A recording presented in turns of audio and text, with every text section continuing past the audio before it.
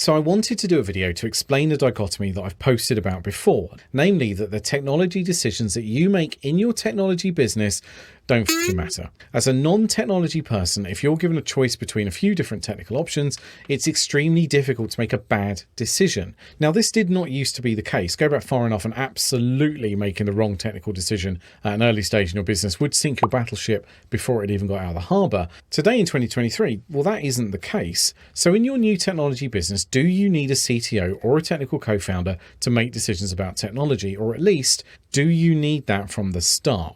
One of the reasons why it's worth delaying making that hire is that if you're on pre-revenue or even pre-investment, bringing in another person just to look after the technology is really expensive, as you may have to give away equity to secure that person. In fact, that can not just end up really expensive, that can end up fantastically expensive if they don't work out and you've already made a commitment to them. So timing is a factor here, and bringing that person in later when you have revenue and you can fund them through cash flow rather than through equity may be a really smart decision. But you will ultimately need a technical leader within your business. So how do I explain that, given that I've said that technical decisions are not important? A friend of mine has this phrase to describe what an expert does, which is that basically an expert is someone who puts in 30 years of work so that they know where to hit the pipe. I.e., if you and your business have a pipe and there's something wrong with the pipe and you want to move to a place where there is no longer something wrong with the pipe, you can have an expert come into the business, know exactly where to hit the pipe, fix the problem in 5 minutes and present you for an invoice for £1,000 because you're paying for 30 years of learning as opposed to the 5 seconds they spend swinging that spanner/wrench. This approach presupposes that the best thing that you can spend £1,000 on in your business right at that moment is for an expert to walk through the door with a spanner/wrench and smack the pipe in the right place. Most modern businesses are very much more adept at getting a good enough solution without needing to rely on deep expertise. And a big part of that is that in our modern era, there is so much information and deep knowledge given away for free, e.g. through YouTube videos. Having some normal non-expert people already in a business looking up pipe fixing methods online and variously kicking, shouting or sacrificing chickens over the pipe might get you a good enough solution and allow you to keep the £1,000 in your pocket. Another way to look at expertise is that it is about judgment. Judgment in turn means that ability to look at a situational scenario, look at the pieces on the board, work out where the ideal end result is, and then instantly/intuitively know what to do in order to get that ideal result. I.e., look at the pipe, know where the blockage is, know exactly how hard to hit it, and off you go. So if you think about someone just starting out in their career, their manager will create a little sandbox in which they can learn how to make judgments about how to do their job. They'll be given a small remit and a small amount of responsibility and use that small area to get better and prove that they have the capability of making judgments that are beneficial to the business. As they get better at making those judgments, the sandbox gets bigger and the items in it get more complicated, and they get trusted to make more and more complicated and riskier judgments. The better the judgment gets, the more they get promoted and they get more responsibility. And if we ignore issues to do with the Peter principle, everyone's off to the races. Eventually, that person ends up with an ultimately large sandbox where they either end up on the board with remit over the whole of sales, operations or finance, and or an even larger sandbox where they are the CEO with full executive control, and or even larger sandboxes where they end up advising other businesses as a non-executive director or a chair or similar. The principle of a C-level executive is that they are chiefly responsible for the area within their purview. Or to loop this all together, they're supposed to have the best judgment when it comes to matters that fall within their purview.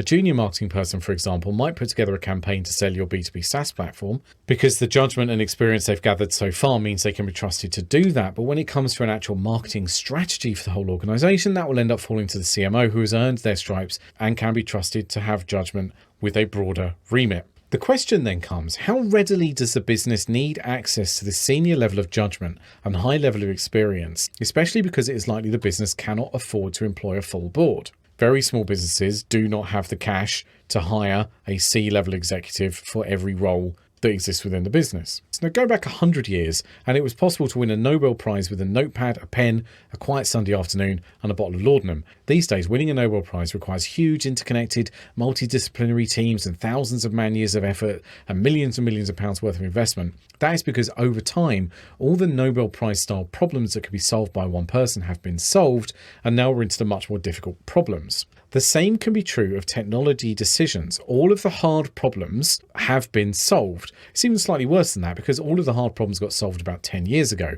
If you're building a software product today, most of the moving parts you use will be at least 10 years old. Many of them will be 20 years old, and some of them will be 30 years old. So this ignores the whole AI thing, but even then we don't have proper dependable tools that can be used to introduce AI capability into your solutions. But I do not want to end up going down that rabbit hole, so just ignore AI. This situation where all the basic problems have been solved happens in every industry. The balance sheet, still a staple of every accounting function everywhere, first appears in the historical record in the 17th century. No CFO has needed to better that concept since, i.e. that problem has been solved and got solved a long time ago. What this does to judgment as a concept in building technology products and developing software is fairly profound. The old way of thinking about why a technology business needs a CTO or a technical co-founder from day one comes from this problem that excellent judgment used to be required from day one because all the baseline problems had not yet been solved. We were still at this stage where people were running around with bottles of laudanum trying to solve really simple problems. Now you don't need excellent judgment from day one, providing you don't do anything stupid, because all of those baseline problems have been solved.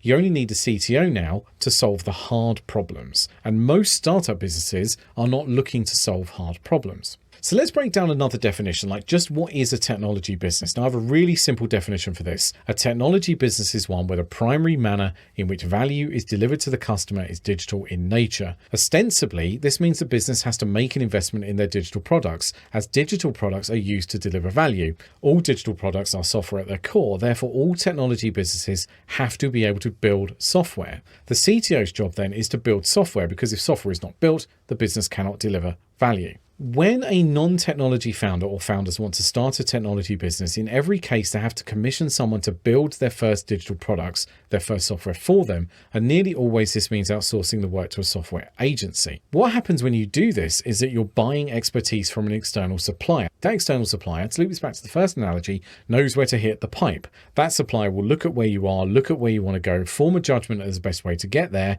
and will normally crystallize that judgment in the form of a price proposal. You will then do whatever due diligence you need to do to decide whether you want to give them the money to deliver that project. The problem with outsourcing, any type of outsourcing, not just software outsourcing, is that as an organization, you don't get any better at making judgments in whatever area is being outsourced. If you outsource software development, you do not get meaningfully better at building software, although you will get better at knowing how to outsource software. This is where we get the principle of not outsourcing things we want to get better at. Like, for example, a lot of people outsource their sales and marketing, which I flat out do not understand, because all businesses need to get continuously better at accessing their market. But let's not get me off topic. As a technology business, as a business whose primary way you deliver value to your customer is through software that you produce, you absolutely need to get better at knowing where to hit the pipe. You need to develop Jedi level pipe sensing and hitting skills on tap 24/7 within your business. And this is where the dichotomy comes in. You can rely on someone external making technical judgments for you at an early stage because we've solved all of the baseline problems,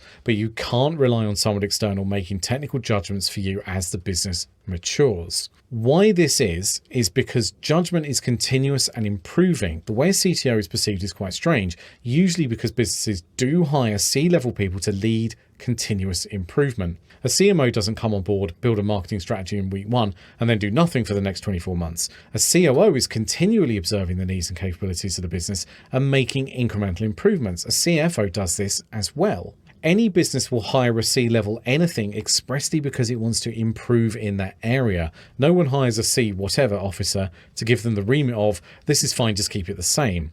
You need to get better at producing software over time, or to put it another way, you need to get better at producing software over time. And it's a bad move to make another organization, one you have no control over, and one that's beholden to keep you paying money to them to produce software, chiefly responsible for that. It needs to be brought in-house. And that is why ultimately you do need a CTO. It's not about the day one decisions, because today day one decisions aren't that important. They're much less risky. But as an organization that exists to provide value via its digital products, you will need a CTO eventually, because you need to build up the technical leadership needed to keep the business moving in the direction that it needs to move in. So let me tell you a secret. I have something called the VIP program, or the Very Important Founder program. There's a link in my bio where you can go and sign up. And when you do, you get access to free training, ebooks, checklists, exclusive content, all manner of resources that help you as a non-technology founder start and grow your technology business. Why don't you nip over to my bio, follow the link, sign up, and I'll see you there. Thanks for watching.